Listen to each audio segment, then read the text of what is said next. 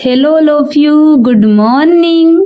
आज हम कक्षा 7 के अंदर घातांक और घात अध्याय नंबर 13 को स्टार्ट करने जा रहे हैं।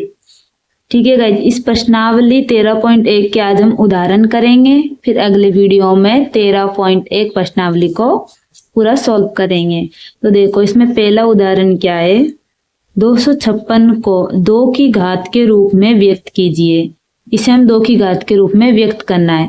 घात देखो, आपको सबसे पहले जैसे कि घातांक और घात लिखा हुआ है, तो घात क्या होती है, अगर किसी के ऊपर जो संख्या होती है, नंबर होते हैं, उन्हें हम घात बोलते हैं। तो देखो इसे 2 की घात के रूप में लिखना है, तो इसका हल करेंगे हम। इसका हमें करना होगा अभाज्य गुणनखंड। गुणनखंड करना हम सब जानते ही है।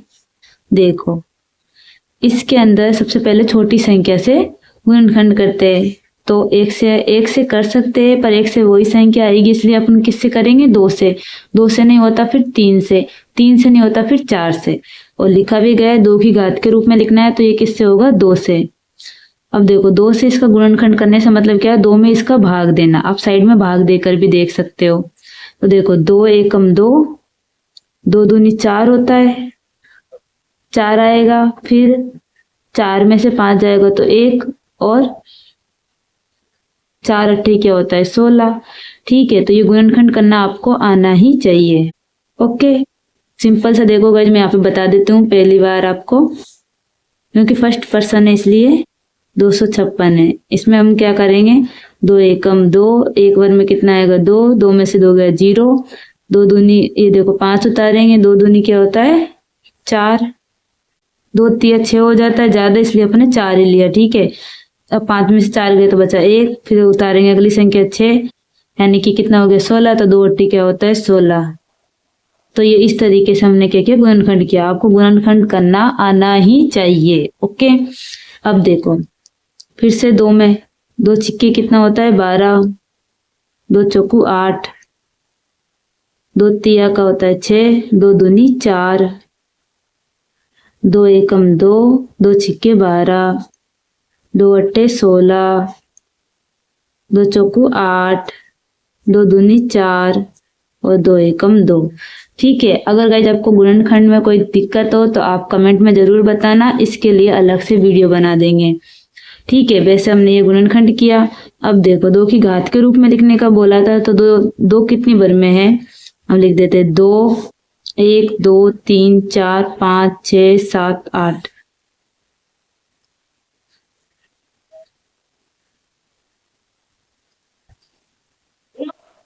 ये कितने हो गए, 1 2 3 4 5 6 7 8, ये 8 हो गए। इसका मतलब सिंपल सा क्या है कि 2 की घात 8, यानी कि इस तरीके से जो दिया हुआ है हम 2 की घात के रूप में उसे ऐसे लिख सकते हैं, और अगर ऐसे दिया हुआ होता तो उसे हम सॉल्व करके ऐसे लिख सकते हैं। देखो इस चीज को इधर समझना, जैसे कि मान लो 3 की घात मैंने 2 लिखा है, इसका मतलब क्या है कि 2 घात है ना, इसका मतलब है कि 3 को हमें 2 बार लिखना है, यानी कि 3 गुणा 3 गुणा के अंदर। और कहीं पर ऐसे दिया हुआ, इसका मतलब क्या है, ये कितने 3 है, 1 और 2, यानी कि 3 की घात 2। तो इसको ऐसे लिख सकते हैं और इसको ऐसे लिख सकते हैं। ठीक है, अब आगे अपन और उदाहरण करेंगे तो अच्छे से समझ में आएगा। ये इसका क्या है, आंसर। अब देखो अगला उदाहरण क्या बोल रहा है, 2 की घात 3 और 3 की घात 2 में कौन बड़ा है, यानी कि इन दोनों में से कौन सी संख्या बड़ी है। तो ये भी बहुत आसान है, हल करेंगे। 2 की घात 3, इसका मतलब क्या है, ऊपर 3 घात है, यानी कि 2 गुणा 2 गुणा 2। ऊपर 3 घात है, इसलिए 2 को हमने 3 बार लिखा। इधर देखो 3 की घात कितनी है 2, यानी कि 3 को 2 बार लिखेंगे। अब देखो 2 को 2 से गुणा कराएंगे, 2 एकम 2, 2 दूनी 4, फिर 4 को 2 से गुणा कराएंगे, 4 एकम 4, 4 दूनी 8। ठीक है, कैसे कराना, 2 एकम 2, 2 दूनी 4, फिर 4 आया ना, फिर 4 को 2 से करेंगे तो 4 एकम 4, 4 दूनी 8। इसको इससे गुणा कराएंगे तो 3 एक 3 6, 3 तिया 9। आप ही बता सकते हो कि कौन सी संख्या बड़ी है, इनमें से ये बड़ी है या ये, 8 बड़ा होता है या 9 बड़ा होता है। तो ये हमने इधर लेस देन का साइन लगा दिया। देखो इस साइन का मतलब क्या होता है, जिधर मुंह खुला होता है, मैंने पहले भी बताया है, जिस तरफ मुंह खुला होता है ना वो संख्या बड़ी होती है, और जिस तरफ ये बतख की चोंच वाला मुंह होता है, यानी कि जिधर छोटा मुंह है ना उधर छोटी संख्या आएगी, और जिधर ये बड़ा मुंह है उधर बड़ी संख्या आती है। तो ये इधर बड़ा मुंह है, यानी कि 9 बड़ा है 8 से। ओके, और ये 8 है क्या, ये 2 की घात 3, और 9 क्या है 3 की घात 2। ऐसे भी लिख सकते हो कि इन दोनों में कौन सी बड़ी हो गई, इन दोनों कंपैरिजन में ये संख्या बड़ी है। अब अगला प्रश्न करते हैं, यानी कि अगला उदाहरण। ये प्रश्न भी बिल्कुल ऊपर वाले प्रश्न के जैसा ही है। तो देखो इसका हल करेंगे। 8 की घात 2 यानी कि 8 गुणा 8, 2 की घात 8 यानी कि 2 गुणा 2 गुणा 2, कितनी बार लिखेंगे 8 बार। 2 गुणा 2 गुणा 2 गुणा 2, कितना हो गया 1 2 3 4 5 6 7 और ये 8। ठीक है, अब 8 को 8 से गुणा करेंगे तो क्या आएगा 64। अब देखो 2 को गुणा इससे 2 से कराएंगे, 2 एकम 2 2 दूनी 4, 4 आया। 4 को गुणा 2 से कराएंगे, 4 एकम 4 4 दूनी 8, 8 आया। 8 को गुणा 2 से कराएंगे, 8 एकम 16, 16 आया। 16 का गुणा 2 से कराएंगे, 16 एकम 16 16 दूनी 32। ठीक है, 32 का अगर आपको पाड़ा नहीं आता तो 32 गुणा 2 करेंगे तो क्या आएगा, तो 1 4 3 3 6 64, यानी कि इधर कितना है 32। फिर 32 को गुणा इससे कराए तो कितना है 64। अब 64 को गुणा इससे कराएंगे तो कितना आ जाएगा अपना, 64 को गुणा 2 से कराएंगे तो 4 एकम 4 4 दूनी 8, 6 एकम 6 6 दूनी 12, 128। 128 को अपन 2 से गुणा कराएंगे तो क्या आ जाएगा, 8 16 का 6, यहाँ से लगे 1, 2 एकम 2 4 और 1 5, 2 एकम 2, 256। कितना आया 256। अब आप खुद बताइए कौन सी संख्या बड़ी है, ये वाली संख्या। तो जिधर मुंह खुला है इधर आप ऐसे समझ लेना एक कि जो छोटा मुंह है वो बतख वाला मुंह है, बतख का मुंह छोटा है, और जो ये बड़ा खुला मुंह है वो मान लो शेर का मुंह है। तो शेर बड़ा होता है या बतख, यानी कि टाइगर बड़ा होता है फिर बतख, तो आपको पता है टाइगर ही होता है। तो हम क्या करेंगे कि जिधर मुंह खुला है वो संख्या बड़ी है, इसको ऐसे लिखा। ओके, अब ये 64 था क्या 8 की घात 2, और ये क्या था अपना 256 2 की घात 8, यानी कि इसको ऐसे भी लिख सकते हो। ये आपका क्या है आंसर। अब करते हैं अगला उदाहरण। अब देखो हम चौथे प्रश्न का हल करेंगे। इसके अंदर बोला गया है a की घात 3 b की घात 2, a की घात 2 b की घात 3, b की घात 2 a की घात 3 और b की घात 3 a की घात 2 को प्रसारित रूप में लिखिए। क्या ये सभी बराबर है, प्रसारित रूप में भी लिखना है और ये बराबर है या नहीं ये भी हमें बताना है। वैसे हम डायरेक्ट बता सकते हैं पर आगे अपन सॉल्व करके ही बताएंगे। ठीक है, तो देखिए सबसे पहले से प्रसारित रूप में लिखना बहुत ही ज़्यादा आसान है। सबसे पहले अपन लेते हैं a की घात 3 b की घात 2, इसको प्रसारित रूप में लिखना है, यानी कि a के ऊपर घात कितनी है 3, तो सिंपल a गुणा a गुणा a को कितनी बार लिख दिया 3 बार। अब b के ऊपर घात कितनी है 2, तो b गुणा b। देखो गुणा में मैंने इसे सब में क्या क्यों लिखा, क्योंकि इधर a और b इधर कोई साइन नहीं है, मतलब ये गुणा के अंदर ही है। ठीक है, और ऐसे भी अगर कोई संख्या हो ना a की घात 3 अकेले भी हो तब भी वो क्या है a गुणा a गुणा a गुणा का ही साइन आता है। अगर इनके बीच में माइनस होता ना फिर अपन माइनस लिखते। ओके, तो ये इसलिए इन दोनों के बीच में मैंने गुणा लिखा है। तो ये होता है प्रसारित रूप में लिखना। अब देखो ये भी सिंपल है, a की घात 2 b की घात 3। अब इसका मतलब क्या हो, a को ऊपर 2 घात है तो मतलब a को 2 बार लिखना, b को ऊपर 3 घात है मतलब b को 3 बार लिखना। ऐसे ही अपना अगला क्या है b की घात 2 a की घात 3, यानी b को कितनी बार लिखना 2 बार और a को 3 बार। अब b की घात 3 a की घात 2 बराबर b को कितनी बार लिखना 3 बार, a को कितनी बार लिखना 2 बार। ठीक है, ये तो हमने इसको प्रसारित रूप में लिख दिया। अब क्या ये सभी बराबर है, क्या ये जो सभी ही बराबर है, तो ये देखना देख बहुत आसान है। आप घात देख लीजिए, आपको प्रसारित रूप में लिखने की भी, लिखकर भी चेक करने की कोई जरूरत नहीं है, पर इसमें बोला था प्रसारित रूप में लिखना है तो ये अपने लिख दिया। अब देखो देखना है बराबर है या नहीं है। तो एक ऊपर कितनी घात है 3, बी के ऊपर 2। इसमें देखिए एक ऊपर कितनी घात है 2, बी के ऊपर कितनी है 3। तो ये दोनों बराबर नहीं है, ये दोनों बराबर नहीं है। हम लिख सकते हैं ए की घात 3 बी की घात 2, ये बराबर नहीं है, ए की घात बी और बी की घात 3। इधर देखो इधर कितना आएंगे 3a, इधर कितना आएगा 2a, तो ये बराबर नहीं हो सकती। अब ये दोनों देखो बराबर है, इधर b की घात कितनी है 3 और इधर b की घात 3 और इधर a की घात 3, यानी कि ये किससे बराबर है a की घात b b की घात 3। ऐसा सेम किधर है b की घात 2 इसमें है ना, तो ये बराबर है b की घात 3 a की घात 2। ऐसे ये इससे बराबर है, मैं अभी आपको बताऊंगी, 1 सेकंड रुकिए। अब देखो ये दोनों बराबर नहीं हुए, क्यों नहीं हुए थे, क्योंकि a के ऊपर घात 3 है और b के ऊपर 2 घात है, ये अलग है। अब इधर देखो a के ऊपर 2 घात है, इसमें भी a के ऊपर 2 घात है, b के ऊपर 3 घात है, इसमें भी b के ऊपर 3 घात है। भले इससे पहले लिखो बाद में लिखो फर्क नहीं पड़ता, गुणा के अंदर घात देखनी होती है हमें। इधर देखो a की घात 3 है, इसमें भी a की घात 3 है, बाद में लिखा हुआ उससे कोई फर्क नहीं पड़ता, बस घात देखनी पड़ती है कि एक जैसी है या नहीं। तो ये दोनों बराबर और ये क्या है भिन्न है, ठीक है। अब आप अपनी बुक के अंदर भी देख सकते हो, ये जो मैंने अभी आपको बताया वही पूरी लैंग्वेज में लिखा हुआ है, ठीक है। अब हम करेंगे उदाहरण नंबर 5वां। देखो भाई आप इसको यहीं पे देखिए, निम्नलिखित संख्याओं को अभाज्य गुणनखंडों की घातों के रूप में व्यक्त कीजिए। अभी अपन ने अभाज्य गुणनखंड किया था, बहुत ज्यादा आसान है। चलो इसका पहला पॉइंट मैं लिख रही हूँ, उसे हम क्या करेंगे अभाज्य गुणनखंड। तो पहला मैं ले रही हूँ क्या है अपना 72, पहला पॉइंट क्या है 72। अभाज्य गुणनखंड करेंगे, सबसे पहले छोटी संख्या से करना है, मैंने बोला 1 से करना है, फिर 2 से करना है, फिर 3 से करना है, फिर 4 से करना है, इस तरह से करना है। 1 से करेंगे तो वही आएगा, इसलिए अब दूसरी छोटी संख्या क्या है 2, और 2 में इसका भाग जाएगा अभी। 2 एकम 2, 2 4, 2 3 होता है 6 आएगा भाग देते टाइम, फिर 7 में से 6 जाएगा तो इसमें हासिल लगेगी 1, और 2 छिक्की कितना होता है 12। ओके गाइज, आपको गुणनखंड करना आना ही चाहिए। अब देखो 2 एकम 2, 2 अट्ठे होता है 16, 2 नम होता है 18।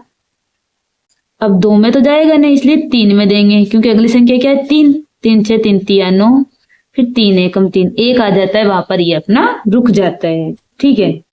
अब देखो इसको कैसे लिखते हैं, इधर 2 कितना है घात के रूप में लिखना है, देखो परसेंट में लिखा हुआ है, अभाज्य गुणनखंड की घातों के गुणनफल के रूप में लिखना है, यानी कि उसे घात के रूप में लिखना है। हम घात जानते हैं कैसे लिखते हैं।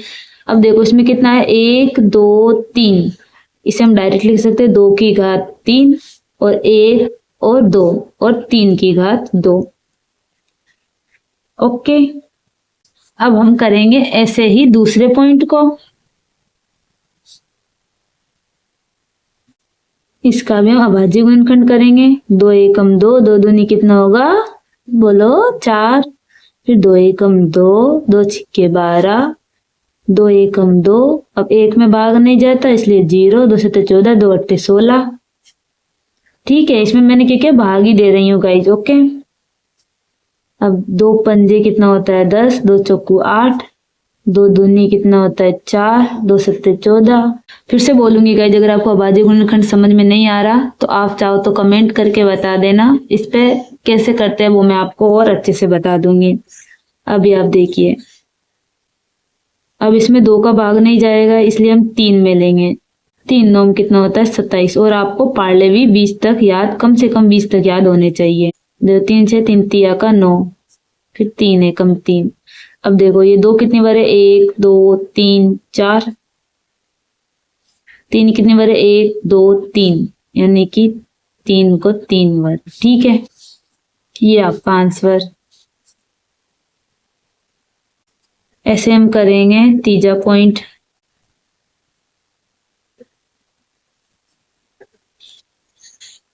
इसका भी हम अभाज्य गुणनखंड करेंगे।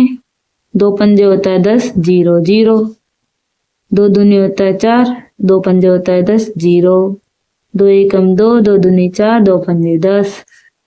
अब इसमें जाएगा 5 का भाग, 2 पंजे 10 और 5 5, 5 दूनी 10, 5 पंजो 25, 5 पंजो 25, 5 एकम 5। इसमें देखिए 2 कितनी बार में, 1 2 3, 5 1 2 3। ठीक है, ये आपका आंसर। इसको करने का एक और तरीका बताया गया है आपकी बुक में। तो देखो वो कैसे बताया है कि ये अपना 1000 है, इसको हम कैसे लिख सकते हैं, 10 गुणा 10 गुणा 10। देखो ये कैसे लिखेंगे मैं आपको आसान बताती हूँ। आप इतना याद रखना कि इधर कितने जीरो, 1 2 3, एक के आगे जितने जीरो होंगे ना उतने हम अलग से 10 10 के रूप में लिख देंगे, यानी कि इसे हम गुणा करेंगे ना फिर से यही आने वाले। तो आप ऐसे करना कि 3 जीरो है तो एक के आगे 3 जीरो लगा देंगे गुणा के अंदर। चलो अब इसके बताओ, इसका क्या आएगा, 2 जीरो है तो इधर 10 10 2 बार लिखेंगे।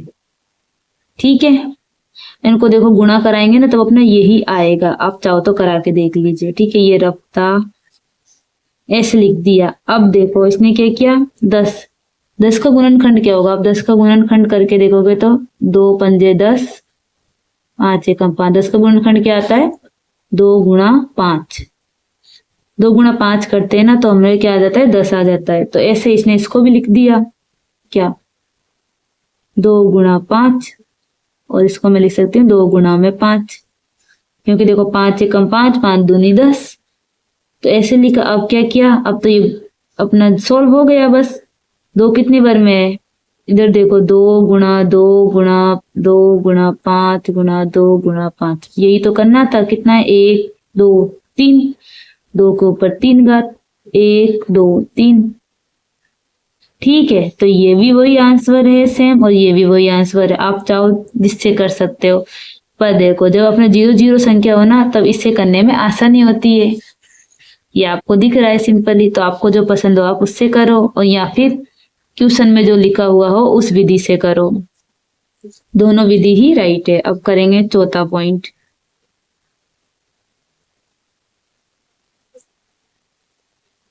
इसका गुणनखंड करेंगे, 2 अट्ठे 16, 2 दूनी 4, 2 चौको 8, 2 दूनी 4, 2 एकम 2, 2 पंजे 10,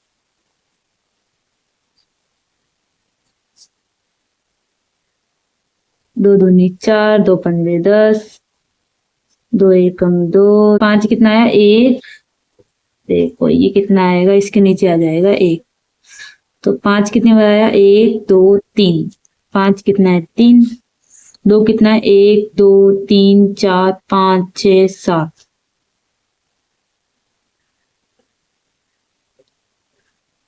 तो ये आपका लास्ट में पॉइंट का आंसर। तो ऐसे हमने ये उदाहरण नंबर 5वां कर लिया है। अब हम करेंगे अगला उदाहरण। इस उदाहरण में बोला गया निम्नलिखित के मान ज्ञात कीजिए। इनके हमको मान ज्ञात करने, ये भी बहुत आसान है। अब देखो जैसे कि हमने पढ़ा है उदाहरण नंबर 6, निम्नलिखित के मान ज्ञात कीजिए। इनके मान ज्ञात करेंगे हम। तो देखो इसका हल, सबसे पहले 1 की घात 5 लिखा हुआ है। ठीक है, इसका मतलब क्या है, जैसे मैंने आपको बताया है घात 5 है तो यानी कि 1 को हम 5 बार गुणा के रूप में लिखेंगे। 1 2 3 4 और ये 5। अब 1 को 1 से गुणा कराएंगे तो 1 ही आएगा। देखो 1 एकम 1, 1 एकम 1, 1 एकम 1, 1 एकम 1, यानी कि इसका मान कितना आया, 1। ठीक है, अब जो भी अपनी संख्या आ रही है वो माइनस में आ रही है, यानी कि इसके अंदर जो था वो 1 क्या आ था, प्लस का। ओके, अब जो संख्या आ रही वाली है वो माइनस की। तो इसमें एक छोटी सी चीज आपको याद रखनी है कि कोई भी संख्या माइनस में है, मान लो ये 1 ही है, अगर ऊपर विषम संख्या है